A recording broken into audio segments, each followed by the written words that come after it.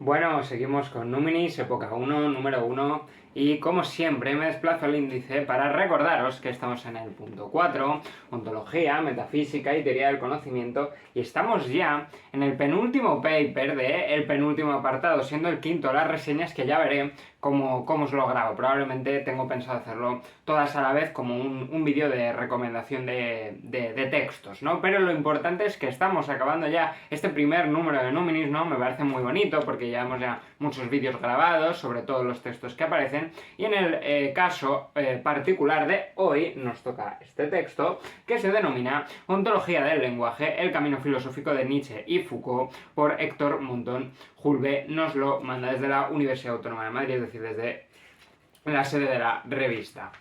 Bueno, pues efectivamente este texto, y seguiré el formato Hangout, al que ya estaréis habituados, lo que hace es explorar esta cuestión del lenguaje, sobre todo atravesado por las relaciones entre Nietzsche y Foucault, así como la cuestión genealógica, que efectivamente aparece en ambos, ¿no? Esa arqueogenealogía de Foucault y luego la genealogía de Nietzsche, por supuesto, la genealogía de la moral.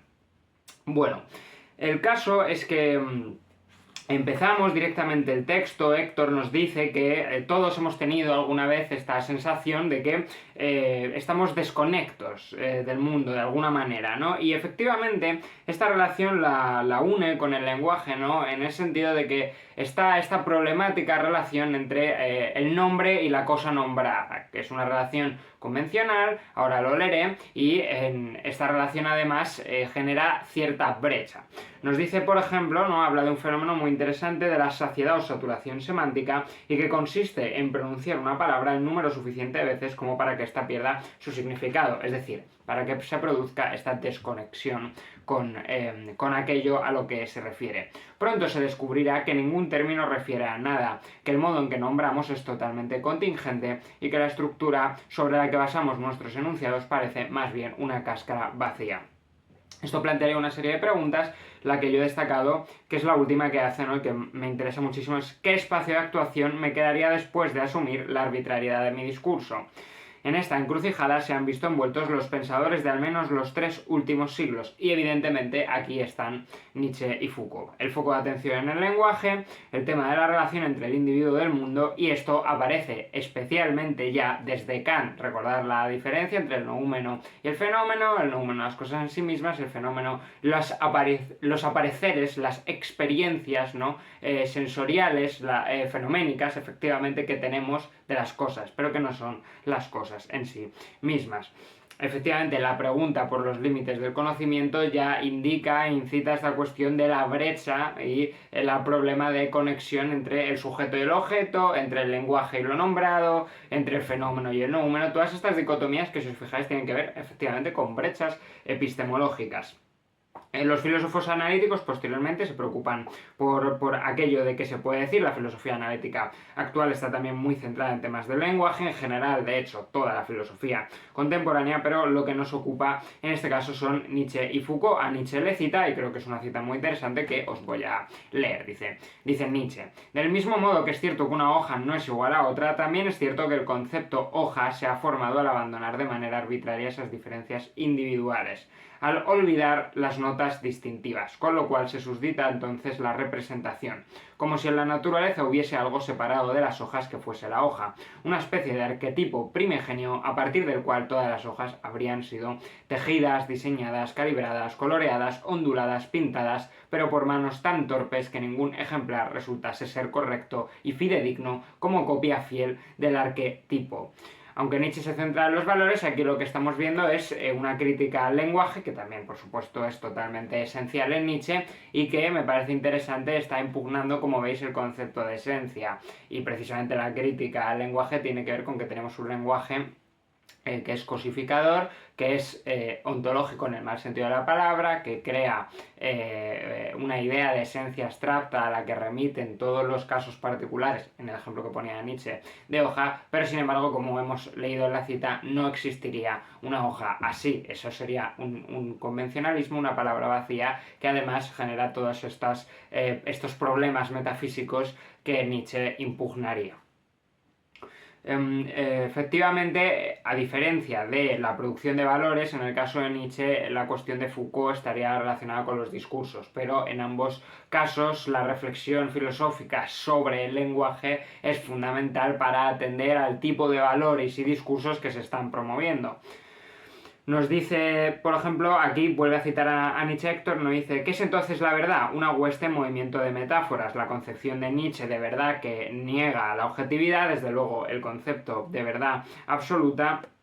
Y nos dice, y vuelve a citarlo: las verdades son ilusiones de las que se ha olvidado que lo son, metáforas que se han vuelto gastadas y sin fuerza sensible, ¿no? Ese carácter metafórico de la verdad y que por algún motivo queda olvidado y parece que es una realidad fija, inmóvil, absoluta, trascendente a nuestro lenguaje e inherente al mundo. Todo este tipo de categorías contra las que estaría pensando Nietzsche, que propondría lo que sería un perspectivismo, ¿no? Y por ejemplo la idea de que es la interpretación que más interpretaciones concibe y entiende en su modo de interpretar, la interpretación que se podría considerar más verdadera. Sería de hecho más lícito, en el caso de Nietzsche, hablar de veracidad en vez de verdad. En este sentido de una cuestión más local, interpretativa, incorporada al mundo material, que no es una especie de deriva absoluta, metafísica, de aquello que sea verdadero. Foucault utiliza esta idea de voluntad de verdad, que está en la genealogía de la moral. Es cierto, por ejemplo, la historia de la sexualidad no la denomina voluntad de saber,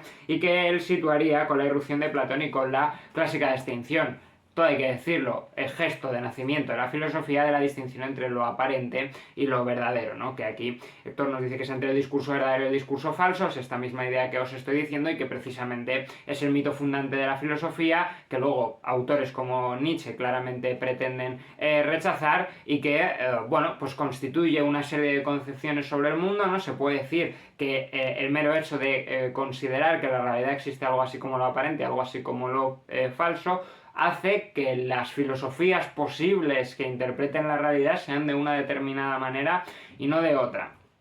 Pero, y creo que lo vamos a leer más adelante, no es el caso de Nietzsche y Foucault. Esta es la propuesta de Héctor, el caso de dos autores que pretenden impugnar esta concepción y proponer otra que nuevamente sea la verdad absoluta, la que ha inteligido la realidad de la manera más adecuada, sino que las actitudes genealógicas y el desvelamiento del tipo de estructuras que componen un discurso, como puede ser efectivamente el de la dicotomía aparente-real de Platón, se muestran como contingentes, tienen una forma concreta, pero eso no significa que las posturas de Nietzsche y Foucault se salgan de esa estructura interpretante tan contingente como cualquier otra. Es decir, que no se posicionan, y esto lo dice Héctor claramente al final del texto, en un lugar de superioridad objetiva. No es ese el intento de estos autores. No trata de buscar el origen en un sentido fundamentador, esto de hecho está hablando de lo que os acabo de explicar, sino de describir el comienzo, es decir, las condiciones de posibilidad de un determinado discurso. Si la verdad, pensada como historia, constituye un principio epistémico y moral, entonces determinará la aceptación o negación de los distintos enunciados, la asignación correcta o incorrecta de las palabras, el significado que se oculta tras ellas. Es muy curioso, ¿no? En este texto la cuestión de si Héctor, no lo aclara en el texto, pero a mí personalmente me gustaría preguntárselo, considera que Nietzsche es un filósofo de la sospecha. Se podría preguntar también con Foucault, aunque ya sabéis que con la terminología de Riquet, Nietzsche es el que, junto a Freud y Marx, son considerados filósofos de la sospecha, pero él sí que insiste en varias partes del texto en que esto de ocultar algo, de desvelar algo oculto, no es tanto el motivo fundamental de sus intenciones. Sí que está ahí, pero desde luego tampoco hay nuevamente esta idea de caer en la dualidad de que lo tuyo sea aparente y yo desvele lo real, ¿no? Que podría ser, y de hecho yo diría que es el tipo de cosa en la que está pensando Riquet cuando habla de filósofos de la sospecha. Tu discurso me dice una cosa, pero tu discurso me está mintiendo. Lo que me dice la verdad, lo que me muestra la verdad tras la apariencia, es esa estructura de fondo que yo voy a rastrear a base de un análisis lingüístico, a base de un análisis fisiológico, a base de un análisis histórico, que sí me va a revelar la verdad de lo que estás diciendo. Eso sería desocultar y eso sería ser filósofo de la sospecha. Bajo esta interpretación, desde luego yo consideraría que Héctor no considera que Nietzsche o Foucault puedan ser filósofos de la sospecha.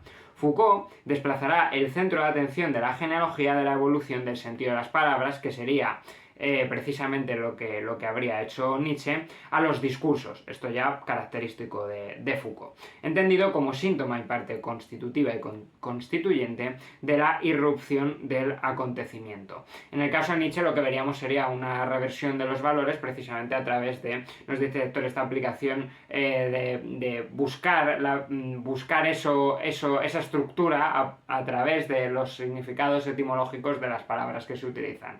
Y efectivamente le hizo llegar a la conclusión de que la cultura occidental había invertido los valores en un ejercicio de negación de la vida, que son la conclusión de la genealogía de la moral. El caso es que habría que reconocer los acontecimientos que han propiciado la institucionalización de un determinado discurso, estamos hablando de la genealogía, y en el caso de Foucault hay que reunir la disparidad de condiciones que dan posibilidad a tales discursos, manteniendo su pluralidad, pero identificando la regularidad estructural. Es curioso, ¿no?, que tanto en Nietzsche como en Foucault concebirían la genealogía como una ciencia empírica que se apoya en una honda documentación histórica. Y bueno, pues puede ser un matiz interesante, ¿no?, porque ciertas actitudes más relativistas o posmodernas se pueden tachar de anticientíficas y luego, pues es verdad que tanto el caso de Nietzsche y Foucault son casos de documentación histórica que en otros ejercicios filosóficos, sobre todo desde luego en la época de Nietzsche, antes de la época de Nietzsche, no eran tan propios. El propio Héctor explica cómo la genealogía de Foucault es más sistemática y está más anclada en la historia y en las ciencias de su tiempo, porque también el contexto de Foucault es otro, ¿no?, y el nivel de rigor y quizás de relación con la ciencia que hay en ese momento es otro, porque claro, cuando la filosofía se consideraba una ciencia, lo que se consideraba que era hacer ciencia era muy distinto de lo que a partir del siglo XVII, XVIII consideramos que es, ¿no?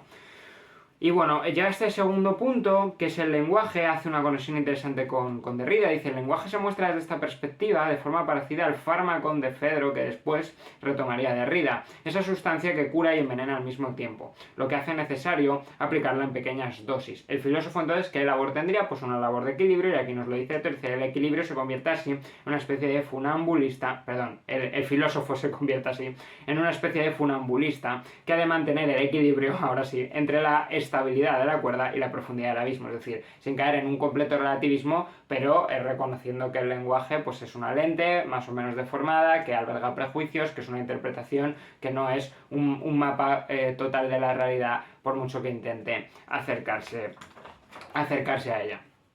El grueso de sus reflexiones, tanto las de Nietzsche como Foucault, está orientado a la deconstrucción de los valores, las normas, los procedimientos, las leyes tácitas. Nos dice, la genealogía aplicada al lenguaje tiene esa función de desentrañar las condiciones de emergencia, es decir, de descubrir el edificio que, pese a su contingencia, posee una estructura y unos cimientos, que es precisamente lo que os decía que tendría más que ver con el tipo de labor que es la genealogía y no tanto esta idea de desocultamiento, que por supuesto está por ahí, pero que no es la actividad central y no es en el sentido metafísico de la palabra, ¿no? O podría decir ontológico, y entonces la referencia a Heidegger está ahí. Me parece que ese gesto es más propio de Heidegger, ¿no? Su desvelamiento oculto, ¿no? Su ontología sí que tiene unos componentes metafísicos y de yo estoy mostrando unas verdades que no se han conseguido en la tradición filosófica, que son de una pretensión epistemológica muy superior y con unas pretensiones de objetividad muy distintas a las que Nietzsche